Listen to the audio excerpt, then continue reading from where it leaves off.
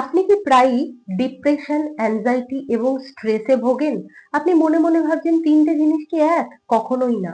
Stress মানে কি আপনার মধ্যে একটা কাজের প্রেশার, ওয়ার্কলোড, বিষণ্ণতা এটাই হচ্ছে আপনার স্ট্রেস। অ্যাংজাইটি আসলে কি? অ্যাংজাইটি হচ্ছে আপনি কোনো কিছুতে ভয় পাচ্ছেন। আপনার হয়তো সামনে পরীক্ষা, এক্সাম বা কোনো একটা ইন্টারভিউ আপনি ভয় পাচ্ছেন। অ্যাংজাইটি।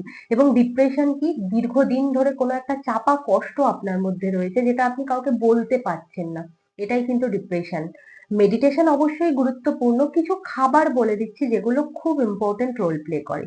ফার্স্ট যেটা বলবো good fat, omega 3 fatty acid সমৃদ্ধ খাবার যেরকম ফ্ল্যাক্স সিড, চিয়া সিডস, বিভিন্ন রকমের নাটস, আখরোট, বাদাম, এছাড়া স্যামন, টুনা ফিশ, অ্যাভোকাডো এগুলোতে কিন্তু আপনারা গুড ফ্যাট পাবেন।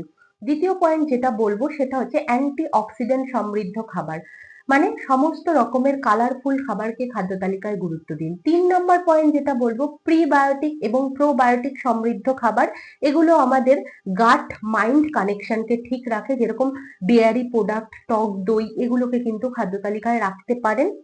এবং খুব ইম্পর্টেন্ট হচ্ছে ভিটামিন বি কমপ্লেক্স। কিসে পাবো? সমস্ত রকম ডাল, দানা শস্য এগুলো কিন্তু আমাদের নার্ভাস সিস্টেমকে শান্ত বা পুষ্টিকর রাখতে সাহায্য করে। সুতরাং এই খাবারগুলো ইনক্লুড করার পাশাপাশি কিন্তু আপনাকে যেটা করতে হবে, সঠিক মেডিটেশন, সঠিক কাউন্সিলিং দরকার। দেখা যাচ্ছে আপনি ওয়েট লস করার ডায়েট ফলো করছেন, কিছুতেই পারছেন না।